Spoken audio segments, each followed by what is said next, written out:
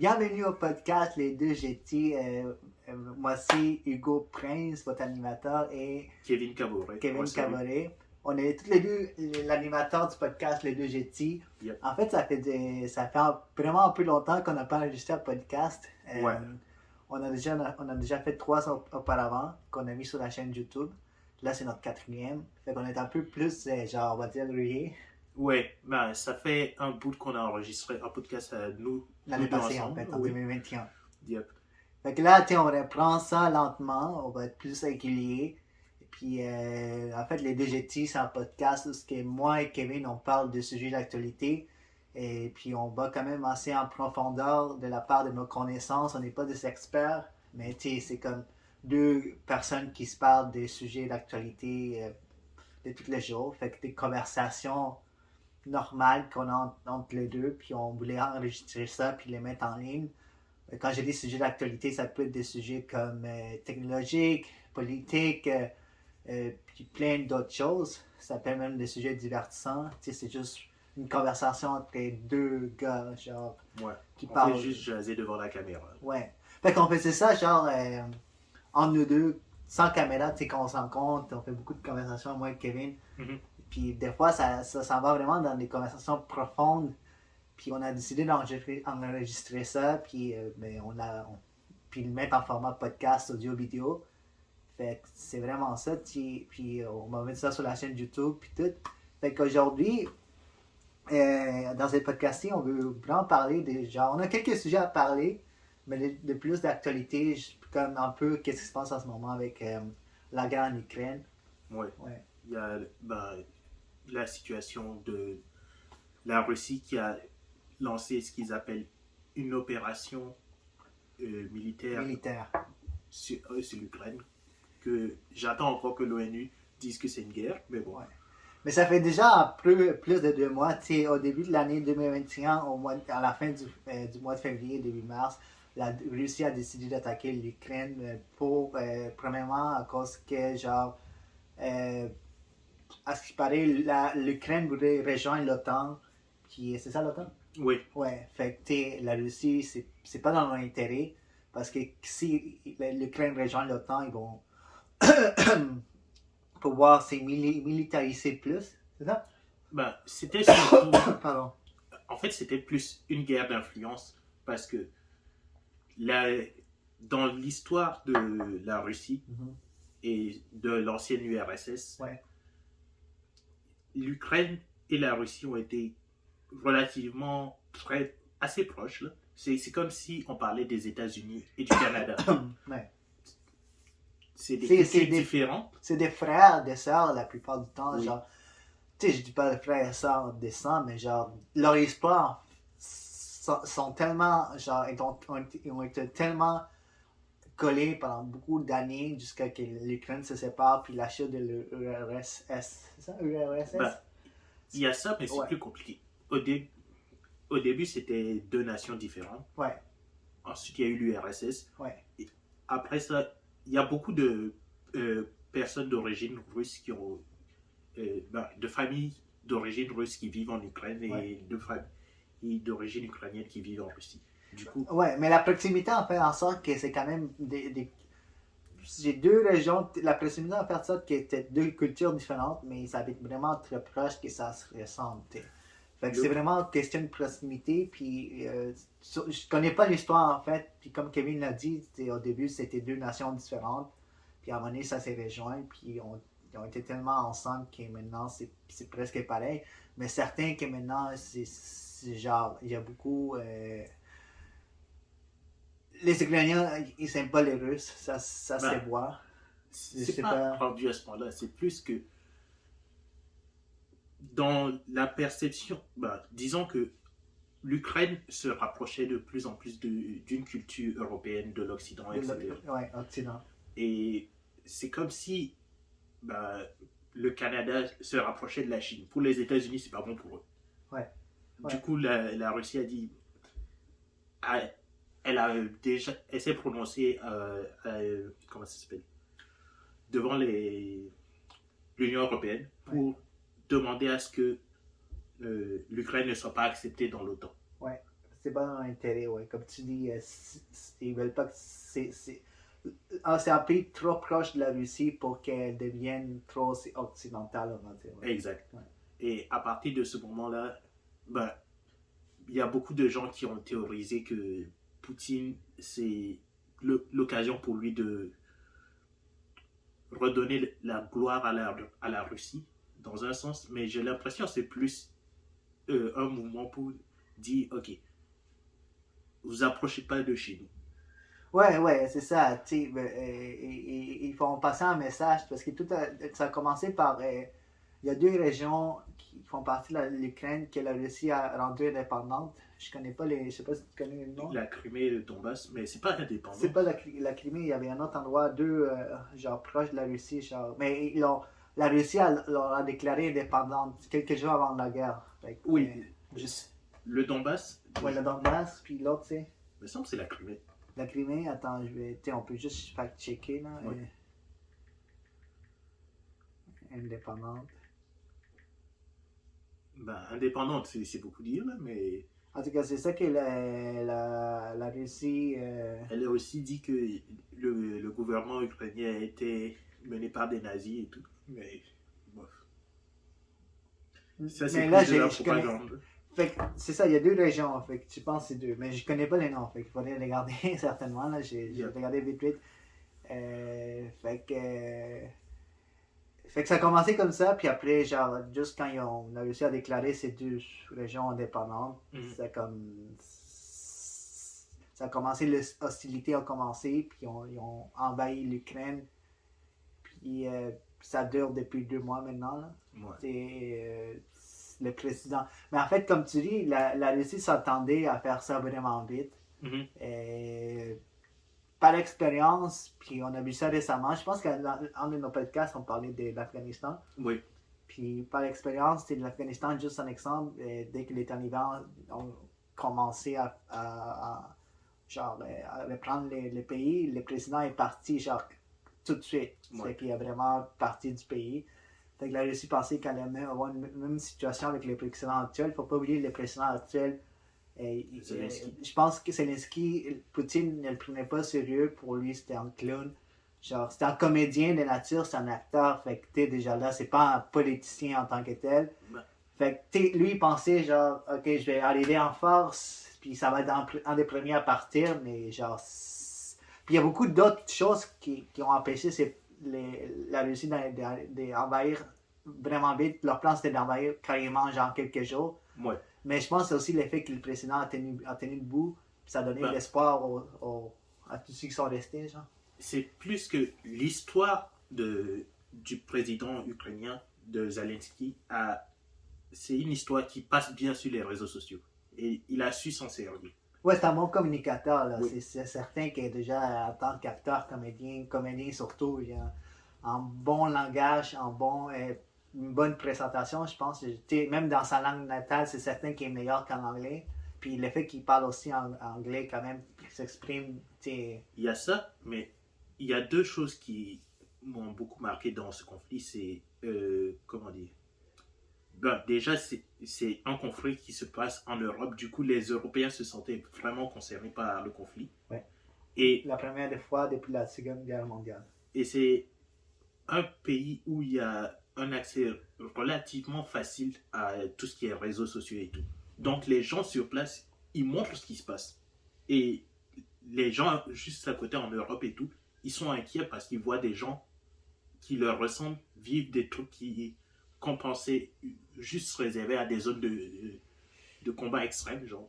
Ouais, mais maintenant que tu le dis, parce qu'il y a des guerres en ce moment partout dans d'autres pays, genre on n'en parle pas beaucoup, on en parle peut-être moins, on a peut-être déjà en parlé. Ouais. Mais l'effet que c'est un pays quand même occidental, c'est un pays qui était stable pendant des années, c'était pas le plus riche, mais stable. Et puis le fait que le monde a accès à Internet, aux réseaux sociaux, puis mettons, on parle d'un pays comme en Afrique, ou genre au Moyen-Orient, et on va voir genre au Yémen. C'est où c'est le Yémen? Oui. Ouais, il y a une grande crise humanitaire, je pense, au Yémen. Mais il y a des bombardements et tout, ouais, c'est horrible. C'est horrible. Mais les gens sont pas, genre, je sais pas s'il y avait déjà, je pense pas qu'il y avait une grande accessibilité à l'Internet dans ces pays-là. Fait que, Ben, peut-être juste les gens les plus riches. c'est pas tant ça, c'est plus Mais c'est que... quoi qui fait la différence que l'Ukraine est maintenant mise en avant? C'est parce que ça touche l'Europe? Non? Oui, ça touche beaucoup l'Europe et c'est surtout que, admettons, euh, c'est pas quelque chose qu'on voit d'habitude. Ça fait tellement longtemps qu'on dit aux... ben moi, en grandissant devant la télé, ce que je voyais, c'était des documentaires sur des, la Syrie, des trucs du genre, où on voit quelqu'un qui vit au Moyen-Orient qui se fait décapiter, des trucs du genre. C'est des horreurs qui ont été associées à certaines zones du monde. Et là, on voit que ça peut arriver n'importe où. Ouais. Ouais, mais parce que tu vois, il y a certains aussi, ils vont censurer les choses dans les pays du Moyen-Orient. Ils sont capables de couper l'Internet, ils sont capables de genre de. Comme tu dis, c'est pas tout le monde qui a accès au cellulaire puis au data. Fait qu'en Ukraine, c'est un pays plus genre occidental, qui commence à être plus occidental. Beaucoup de gens ont des téléphones parce que tu vas sur TikTok, tu peux avoir genre des vidéos de l'Ukraine, des soldats qui se filment, des gens. Mais t'en vois pas des vidéos de Yémen, genre, y a pas des gens au Yémen qui vont en train de filmer puis mettre ça sur TikTok.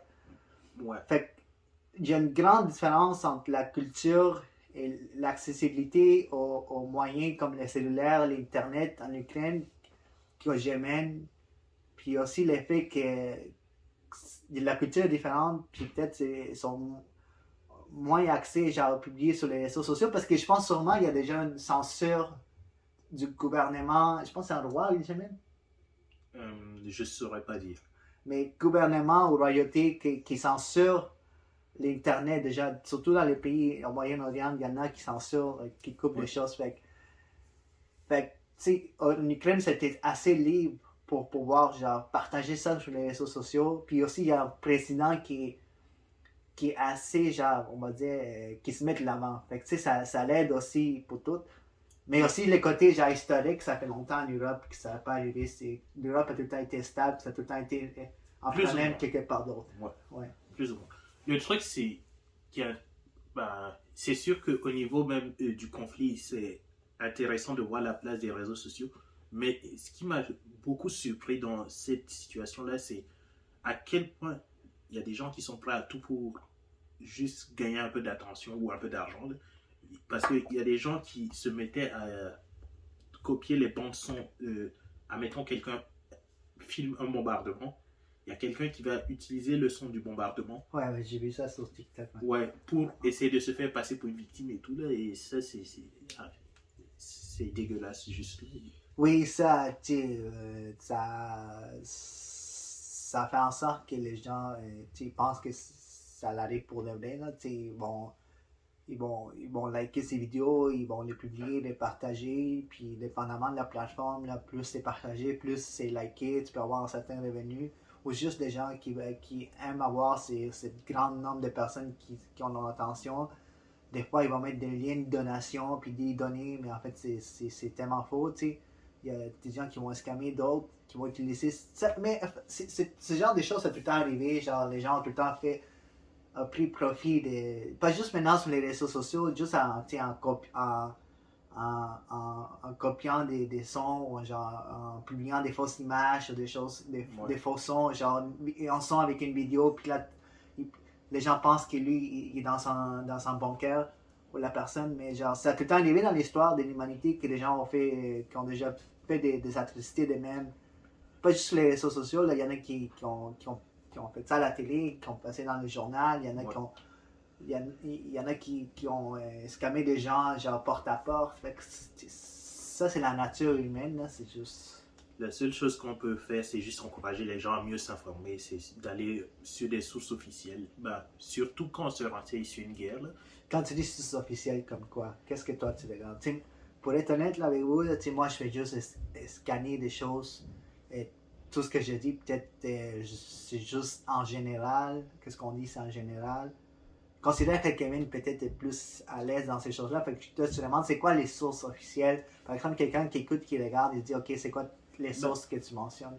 Admettons, si on parle de la guerre en Ukraine, ben, d'aller voir sur le site du gouvernement russe, du gouvernement ukrainien, les rapports de l'ONU, parce qu'il y a tous les jours, il y a un rapport de l'ONU, de voir aussi dans des journaux qui ont une assez bonne réputation, Comme New York Times, le Post. Si on parle du Canada, il y aurait ben, Le Devoir au Québec, la presse, des trucs du genre. Ben, la presse, ils font des fois des erreurs, là, mais... Ouais, non, mais c'est genre, ok, là-dedans, tu sais, il y en a qui vont considérer les New York Post comme pas très, genre, oui, c'est crédible, ça a tout le temps été, mais genre, avec tout ce qui se passe, avec tous les côtés, les médias qui prennent une position ou l'autre. Ah, tu veux dire Washington Post. Mais tu sais, genre, quand tu dis l'ONU, c'est quand même une source quand même crédible. Les gouvernements ukrainiens, ils n'ont pas affaire à mentir avec leurs chiffres. Les gouvernements russes, quand tu veux les gouvernements russes, qu'est-ce que tu regardes là-dedans? C'est de voir, parce que disons que si tu vois un truc qui parle d'opération militaire en Ukraine, et que tu n'as jamais été sur le site du gouvernement russe, peut-être tu peux pas savoir que c'est des gens qui repostent juste de l'information qui vient du gouvernement russe. Il faut que tu saches qui te donne l'information et pourquoi il te donne cette information. Non, mais si ça vient du gouvernement russe, ça devait être crédible parce que c'est le gouvernement, mais qui... Et ça ne veut pas dire que c'est crédible, mais c'est que... C'est crédible pour eux parce que ça vient officiel, c'est du gouvernement. Fait que ça devait être crédible. Ça devrait parce que ça vient des sources officielles. J'irai pas jusque-là.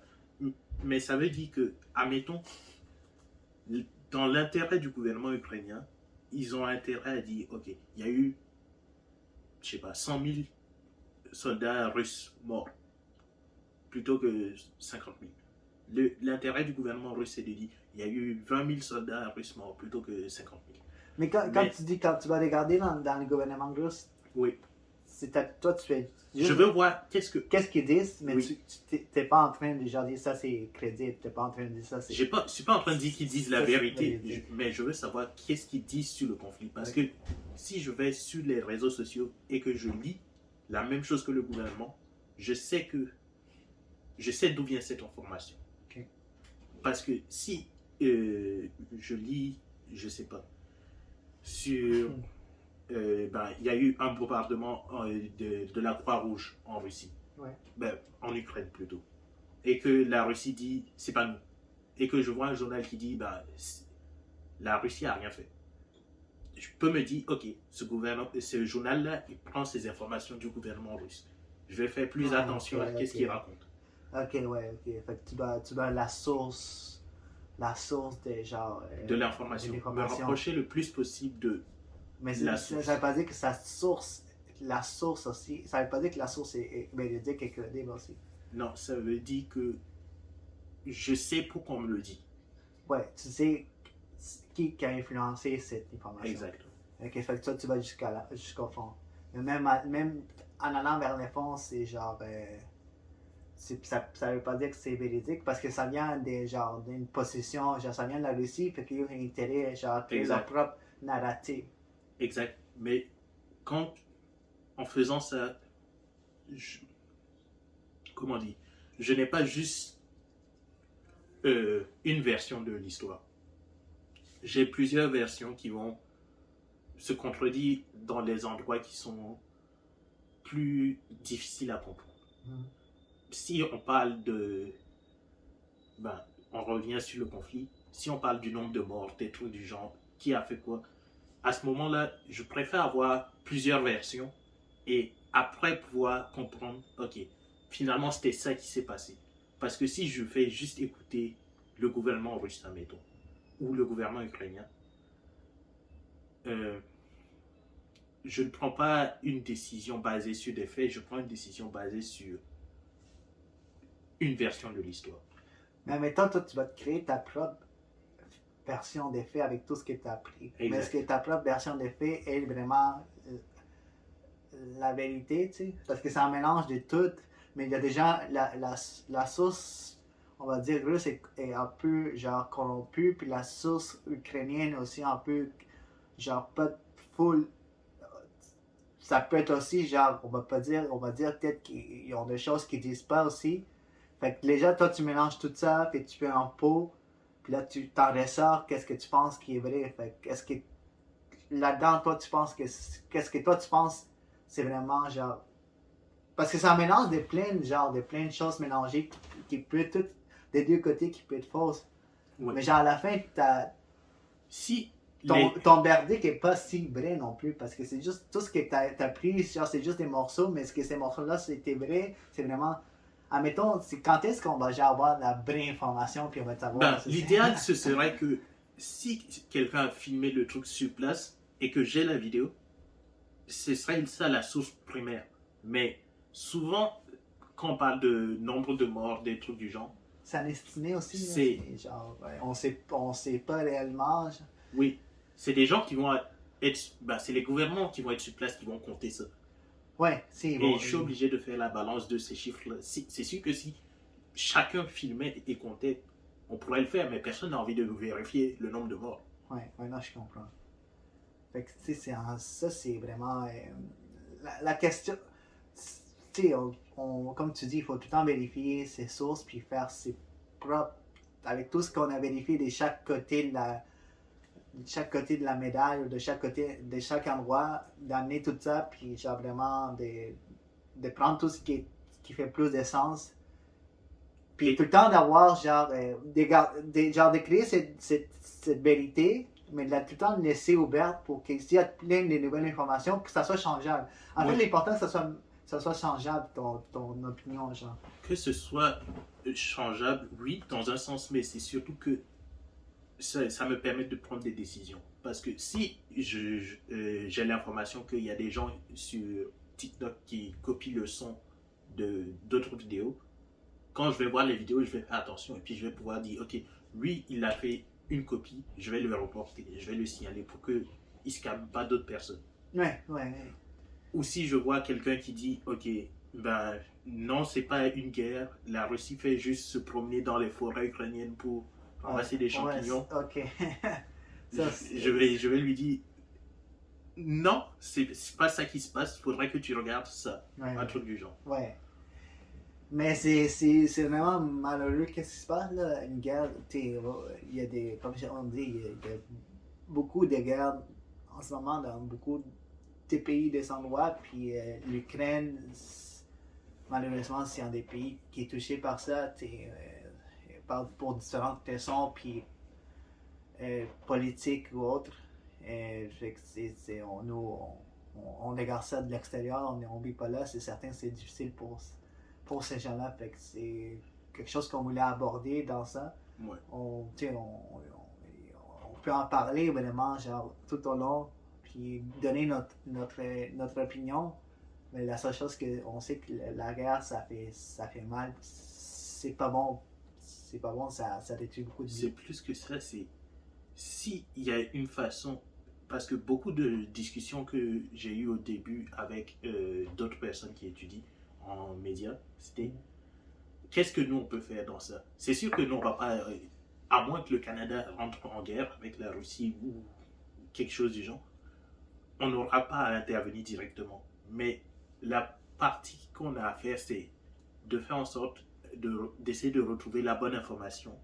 Et si à un moment donné, on peut aider dans ce conflit, si on a la bonne information, on peut le faire. Si on peut juste empêcher du monde d'arnaquer d'autres personnes sur le dos de la guerre, ouais, c'est déjà quelque chose qu'on peut faire. C'est quelque chose comme empêcher ces gens-là d'arnaquer d'autres, puis profiter de cette guerre pour faire l'argent. Ça oui, on peut on peut arrêter ça aussi, genre d'autres façons, genre il y a des dons qu'on peut faire, genre pour envoyer des vêtements ou genre des donations dans des organismes en Ukraine qui peuvent aider les gens là-bas. Il y a des familles, d'accueillir des gens d'Ukraine. Le Canada a quand même mis en place un système où les réfugiés ukrainiens peuvent venir ici, immigrer plus vite pour être acceptés. Et il y a des familles ukrainiennes qui font des GoFundMe, genre. GoFundMe en ligne que vous pouvez chercher puis pouvoir leur aider.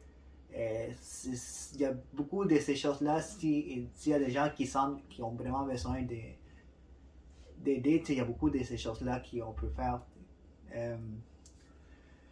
Fait que c'est ça, je vous invite à aller regarder. Qu'est-ce que vous pouvez faire? Peut-être qu'il y a des organismes proches de chez vous qui sont là pour envoyer des dons en Ukraine ou des choses regardées sur Internet, des GoFundMe ou vraiment comme Kevin dit, genre vraiment de mettre la bonne information de l'avant, puis la bonne information de l'avant, puis vraiment arrêter les gens qui veulent en profiter de ça. Ça, c'est une bonne chose. Ouais. En parlant de mauvaises informations qui circulent, Facebook. Ouais, Facebook. Tu parles de Facebook, là, c'est gros, là. Qu'est-ce que tu entends par Facebook? C'est surtout, j'ai vu le podcast de Lex Fridman avec Mark Zuckerberg, et puis ça m'a quand même marqué. C'est pas si souvent qu'on voit Mark Zuckerberg parler avec, disons, avoir une longue conversation avec quelqu'un d'autre. Mais vraiment, il faut mettre en perspective, Lex Fridman, c'est un podcasteur. Je pense que en enseignant, je pense, il a donné des cours. C'est des plus cours au MIT. MIT? Oui, il recherche en intelligence artificielle surtout. En robotique. On va dire, c'est quoi? Rechercheur, genre, en intelligence artificielle, il s'y connaît là-dedans. C'est aussi vraiment, genre, il est vraiment, genre, en arts martiaux aussi, c'est vraiment quelqu'un qui s'entraîne. Ouais, c'est un ami à Joe Rogan. C'est un ami à Joe Rogan. Il est vraiment connu par là, grâce au podcast de Joe. Fait que vraiment quelqu'un qui est vraiment, genre, tu le regardes, vraiment organisé tout. Fait que, il y a une manière vraiment, genre, il est quand même, on va dire, il est quand même, c'est un gars intelligent. Puis la façon qu'il il fait ses entrevues, c'est méthodique. Ses questions sont bien posées. C'est pas comme un Joe Rogan qui est vraiment juste plus libre dans ses conversations, lui c'est méthodique. Puis les gens qui l'attirent dans son podcast, c'est des gens, des intellectuels, des scientifiques, des gens qui, lui, peut même donner un challenge parce qu'il est quand même assez, genre, beaucoup de connaissances dans ce domaine, surtout informatique. Fait qu'il amène des gens vraiment, genre, des intellectuels. Fait que, c'est pas récemment, là, ça fait déjà 2 mois. Ouais, mais. Puis il a entrevué Mark Zuckerberg. Puis, comme tu dis, lui, il n'a pas vraiment d'habitude de donner des grosses entrevues. Je pense que c'était 1 heure et demie presque. Ouais, la dernière entrevue qu'il avait fait dans ce style-là, me semble, c'était sur la chaîne de Marques Brownlee. Ah ouais? Ouais, mais c'était il y a genre 3 ans, un truc du genre. Ouais, fait que c'est pas quelqu'un qui donne des entrevues, c'est pas un Elon Musk qui va dans Joe Rogan. Mais je pense qu'il a pris l'exemple d'Elon Musk, d'aller dans un podcast qu'il lui a même choisi, peut-être que c'est Lex qui l'a approché, mais d'aller dans le podcast à Lex, pour lui, ça lui convient plus que d'aller dans un Joe Rogan. Parce que je pense pas que Joe Rogan, ça va être son style à lui, mais d'aller dans un podcast avec Lex, qui est aussi genre quelqu'un qui est vraiment axé sur l'informatique comme lui, fait en sorte que peut-être ça l'intéresse plus. Tiens. Oui, mais je pense que c'était plus une question d'audience, parce que la perception de Facebook en général, elle n'est pas, elle n'a pas vraiment été bien perçue comme entreprise depuis un certain moment. Juste quand on parle de mes informations, ça retombe souvent sur Facebook. Quand on parle de, d'arnaque, on parlait d'arnaque, là, ça tombe encore souvent sur Facebook. Oui, c'est l'Internet en entier, là, mais oui, Facebook, il y a quand même un problème dans ça, oui. On parle de vie privée. De faux comptes, ouais. De bots, ouais. Oui, de vie privée et tout. Ouais, ça retombe sur Facebook. Qui s'appelle maintenant Meta. Oui. Ouais, Meta, ouais. Donc, c'était une occasion de rejoindre un public qui a quand même un public qui ne fréquente pas tant que ça à Facebook. Là. Ah, mais honnêtement, si vous voulez rejoindre un plus grand public, puis genre vraiment plus grand public, il aurait pu aller chez Joe Rogan. Joe Rogan, il y a pas dans ce sens-là, c'est plus un public qui ne fréquente pas Facebook. Parce que, disons que l'audience de Joe Rogan est tellement grande que les gens qui n'aiment pas Facebook et qui vont écouter le podcast vont juste être là pour critiquer Mark. Ouais. Sur une audience comme celle de Lex Fridman, je suppose que l'audience est un peu plus... comment dire? Ça va être plus des millennials, plus... Ouais, c'est des gens qui... c'est parce que, comme tu dis, c'est des conversations des fois un peu plus profondes intellectuellement, genre avec des jargons informatiques, jargons genre scientifiques. Fait que c'est pas genre un podcast typique avec des blagues, puis oui, tu sais, avec des choses genre laisser aller. Fait que oui, il y a certains comme des millénaires qui veulent s'instruire et tout. Fait que ça... à ce niveau-là, c'était un peu plus intéressant. En tout cas, je trouve que c'était un bon choix de la part de Mark et de Lex de faire ce podcast-là. Les parties qui m'ont beaucoup marqué dans ça, est-ce que tu te souviens de, comment dire, la mission de Meta, c'est de connecter les gens. Ouais. Mais c'était pas l'image que Facebook avait vraiment. Ok. L'image de Facebook, c'était vraiment, ok, c'est le réseau où mes parents ou mes grands-parents vont aller. Connecter les gens. Mais l'image de Facebook, ça a tout le temps été, surtout au début, genre, c'était une... Oui, au début, peut-être ça a été comme une sorte genre, des plateformes pour rencontrer les gens, connecter les gens. Ça, au début, genre, la leçon simple, puis tu le vois dans le film des Social Network, quand ça a été créé, quand ça a été fait à l'université Harvard. Ça a été créé pour genre les gens de l'université là.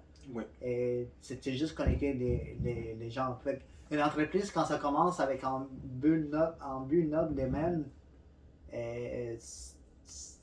puis que ça grandit trop, ces buts-là deviennent. Les buts diffèrent. Oui, ils ont développé tellement de produits, tellement de sous-catégories dans Facebook que, au final, quand tu ouvres Facebook, tu sais plus vraiment par où commencer, quoi faire. Moi déjà quand j'ouvre ça, je reçois 20 000 notifications et puis le fil de comment dire. C'est pas comme sur, admettons, YouTube où tu as des vidéos qui te sont recommandées parce que.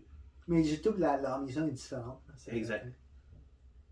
Mais sur Facebook, tu as un peu de ça. Ils essaient de faire un peu de ça. Ils essaient de faire un peu de marketplace, un peu de. Ils avaient une section jeu. Je suppose que ça existe encore. Oui, je pense que oui. Il y avait tellement de sous-catégories dans ça qu'au final, quand je voulais parler à quelqu'un, c'est pas sur Facebook que j'allais, moi. Je préfère avoir son numéro de téléphone, son Instagram. Limite, il lui écrit sur Messenger. Mais Facebook, je vais pas sur Facebook parce que je veux rencontrer quelqu'un. Ah, mais il y a plus la plateforme est plus faite pour communiquer directement, genre en message privé. Là, ils ont sorti cette partie-là, ils l'ont mis sur Messenger. Je pense que Facebook, c'est encore genre les noyaux, c'est encore genre de voir qu'est-ce que genre tes amis et tes connaissances font. Tout ce qui est dans tes amis, si publie quelque chose, tu vois dans ton feed. J'ai l'impression que Facebook, c'est plus là pour collecter des données sur toi. C'est la perception que j'ai. Ouais, que je comprends. Tandis que là, la nouvelle version qui nous présente, c'est Meta, qui serait comme un peu le rôle que Zoom a eu pendant la pandémie. C'était, ok, pendant la pandémie, il fallait que les gens parlent avec d'autres personnes. La solution facile, c'était juste un lien, tu cliques dessus et puis tu vois l'autre personne en face. Ça, c'est Zoom. La description de Meta qu'il donne, c'est comme un espace dans ce genre-là, mais sans les inconvénients d'avoir organisé une room et tout pour se présenter et tout, parce que si tu fais une réunion Zoom, ok, il faut que tu t'apprêtes, il faut que tu t'assures que ton environnement est correct et tout. Ouais, c'est ça. La version Meta qui est la version genre réalité virtuelle, genre t'as juste à porter ton casque. Puis tu vas te transporter dans un univers. Fait, tu peux être chez toi, puis ça peut être tout malpropre, mais tu peux mettre ton casque et tu télétransporter dans un autre univers, genre, puis tu peux rencontrer des avatars d'autres personnes, puis tu fais des réunions, puis genre, tu peux être dans ton lit, genre, puis mal coiffé, t'as même pas besoin de te montrer devant une caméra, mais ton avatar, il peut être genre la meilleure version de toi, ton avatar, puis toi t'es comme dans ton lit, genre détruit, mais ton avatar il est comme full beau. Fait que tu sais, c'est comme. Parce que tu peux te créer une autre vie à partir de ça, puis. Mais je crois qu'il y a il y a des bonnes choses dans ça, genre dans le métaverse, puis dans les réalités virtuelles. Mais selon toi, est-ce que Facebook c'est le candidat pour. Comment dire? Selon toi, c'est qui la première entreprise que tu te vois prospérer dans la conception du métaverse? Moi, je dirais Epic. Je connais pas, j'ai entendu parler, mais. Epic, c'est ceux qui ont créé Fortnite. Oui, mais Epic, c'est plus en tant que réalité virtuelle dans l'industrie des jeux vidéo, genre, de gaming. Fortnite est devenu tellement plus qu'un jeu vidéo parce que c'est tout. Ben, les gens qui ont moins de, je dirais, 20 ans, ils ont tous connu Fortnite. Epic peut être le meilleur dans ça, mais celui qui va ouvrir les portes, ça va être Meta. Ben, le hardware, probablement, parce que ça va se faire avec des casques de réalité. Meta, c'est celui qui... premièrement, parce que Meta, ils ont les moyens financiers. Ils ont quand même marque, même s'il y a beaucoup de négativité sur lui, c'est un bon leader, qui connaît ces choses. Il n'a pas une très bonne réputation.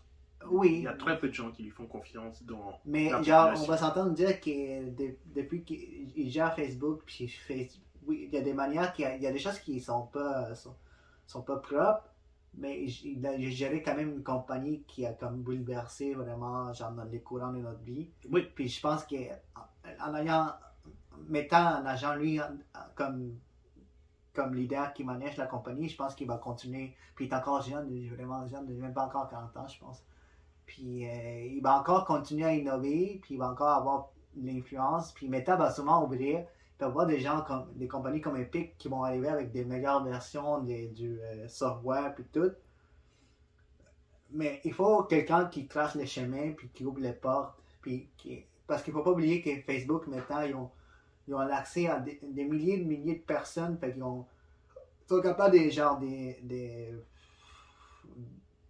de vraiment genre sortir cette technologie plus vite parce que dans leurs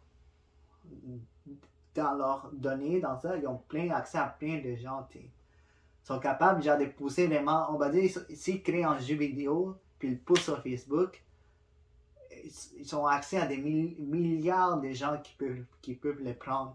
Epic, Fortnite, c'est populaire, mais ils ont vraiment une base de gens comme limitée comparée à Facebook Meta.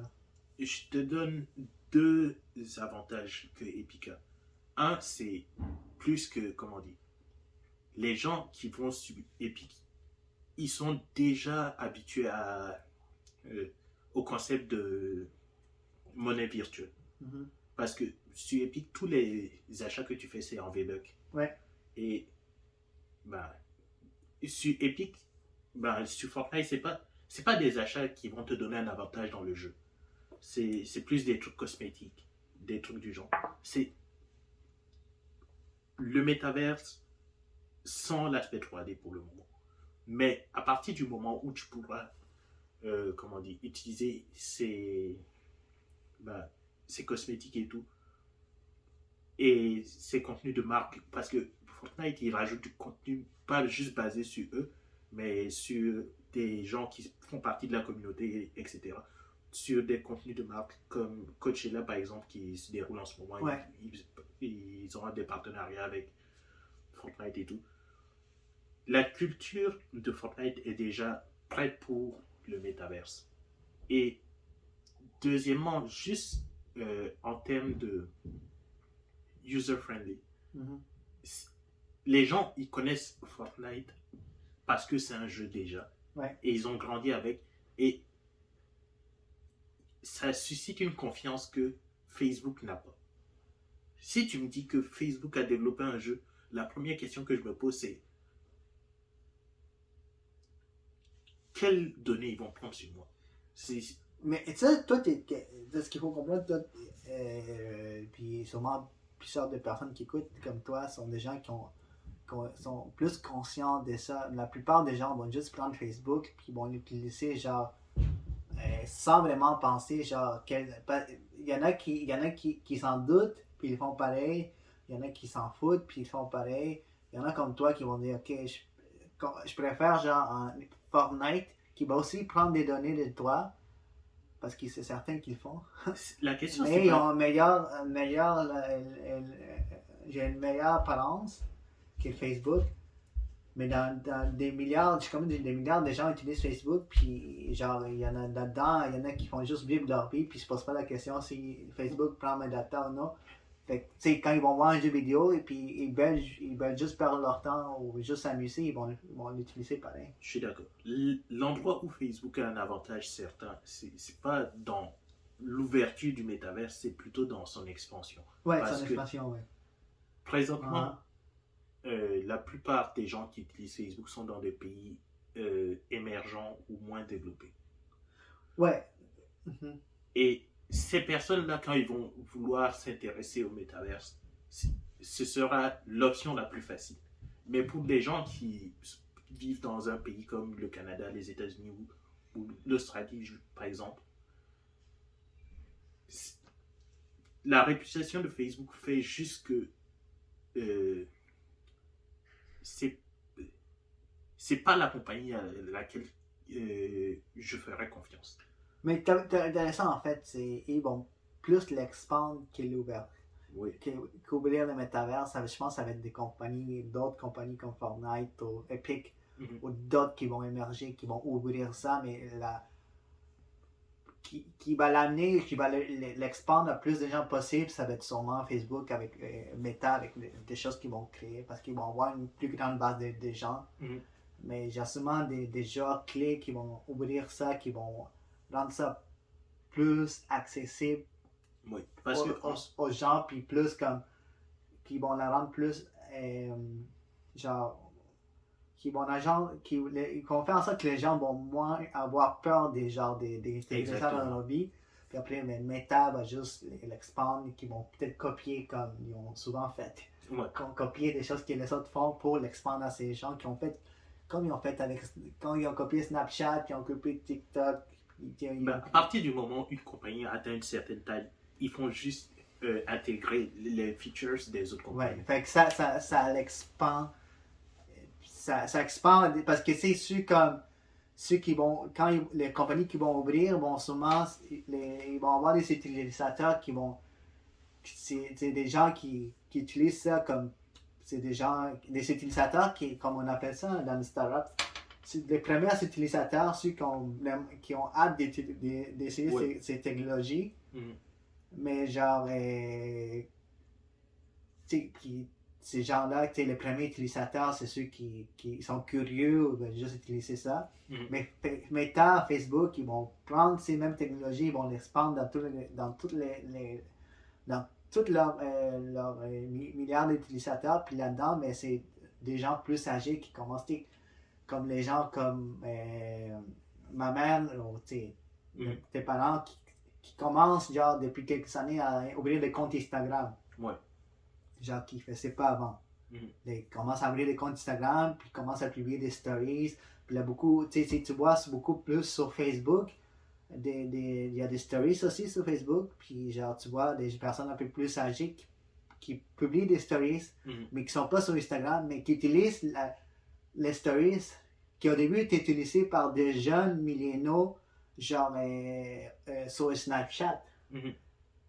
Puis c'était juste des jeunes qui utilisaient ça sur Snapchat, ça a été pris, Facebook a copié ça, il l'a mis sur Instagram, puis là, tous les gens ont commencé à se laisser stories sur Instagram.